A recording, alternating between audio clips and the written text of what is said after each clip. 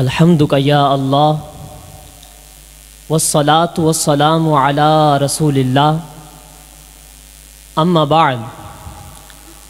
آج کے اس معزز ایوان میں ذی شعور ارباب عقل و خرد اور اہل علم و دانش کے روبرو جس موضوع سخن پر لب کشائی کی سعادت حاصل ہو رہی ہے وہ ہے سیدنا صدیق اکبر رضی اللہ تعالی عنہ اور آل رسول علیہم الرضوان کا احترام باہمی۔ جناب صدر اور حاضرین فیض انتصاب، یہ حقیقت روز روشن کی طرح عیاں ہے کہ ان نفوس قدسیہ کے مابین لازوال محبتیں تھیں، بے پناہ احترام تھا، انس و محبت،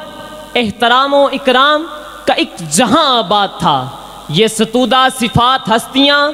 ایک دوسرے پر بصر و چشم قربان ہوتی تھی۔ اگر میں یہ کہوں تو حق بجانب ہوں گا کہ یہ ایک دوسرے کے لیے اپنی نگاہیں فرش راہ بنا دیتے تھے۔ جی ہاں جناب والا، اس احترام باہمی کی بنیاد از خود سرور کونین صلی اللہ علیہ وآلہ وسلم نے رکھی، اور حضور علیہ السلام کے ظاہری وصال کے چند عرصہ بعد ہی محفوظہ عن الخطا سیدہ فاطمۃ الزہرا رضی اللہ تعالی عنہا کا وصال ہوا، تو حضرات حسنین کریمین نے امامت صدیق اکبر میں جنازہ ادا کر کے دنیا والوں کو یہ پیغام دے دیا کہ جس احترام باہمی کی بنیاد آقا علیہ السلام نے رکھی تھی وہ آج بھی قائم ہے اور صبح قیامت تک قائم رہے گی۔ جی ہاں رئیس مسابقہ، یہ ان کی باہمی محبت تھی اور باہمی احترام ہی تھا کہ صدیق اکبر جب آل رسول کو دیکھتے تو کمال ادب و احترام فرماتے، اور آل رسول بھی صدیق اکبر کے احترام میں کوئی کمی نہ چھوڑتے۔ اسی لیے شاعر نے کیا خوب لکھا کہ احترام باہمی کو سیکھیے گا پیار سے، احترام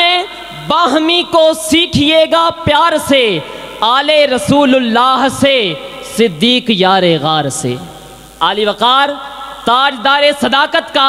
جگر گوشہ رسول کے لیے شیر خدا کا انتخاب کرنا اور آل رسول کا اپنی اولادوں کے نام صدیق اکبر کے نام پر رکھنا، یہ احترام باہمی نہیں تو اور کیا ہے؟ صدیق اکبر کا حسن مجتبیٰ کو کندھوں پر اٹھا کر فرمانا کہ آپ پر میرے ماں باپ قربان، آپ تو شبیہ مصطفیٰ ہیں، اور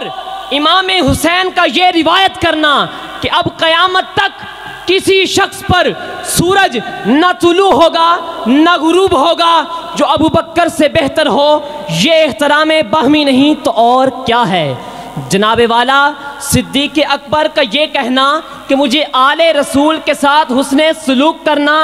اپنے قرابت داروں سے زیادہ محبوب ہے، اور آل رسول میں سے امام زین العابدین کا یہ فرمانا کہ ابو بکر کے ساتھ محبت کرو،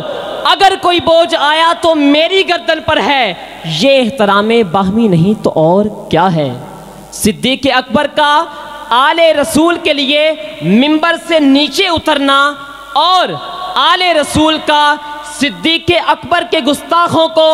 دھدکار کر راندہ درگاہ کرنا اور یہ فرمانا کہ تم پر ہلاکت ہو، یہ احترام باہمی نہیں تو اور کیا ہے؟ ام فروہ بنت قاسم بن ابی بکر صدیق کا نکاح آل رسول سید محمد بن علی بن حسین سے کرنا، یہ احترام باہمی نہیں تو اور کیا ہے؟ جی ہاں علی وقار، یہ احترام باہمی ہی تو ہے کہ صدیق اکبر آل رسول کو دیکھ کر گھوڑے سے نیچے اتر آتے ہیں، اور اس جانب آل رسول ابو بکر صدیق کے لفظ صدیق پر اعتراض کرنے والوں کو للکار کر زجر و توبیخاً اور تنبیہاً یہ کہتے ہیں کہ ہاں وہ صدیق ہیں، ہاں وہ صدیق ہیں، ہاں وہ صدیق ہیں۔ جناب صدر، عرش کو چھوتی ہوئی ان نفوس قدسیہ کی لازوال و بے مثال عقیدتوں اور باہمی احترام کو الفاظ و حروف کی مالا میں سمروں تو کیسے سمروں کہ رمز سر احترام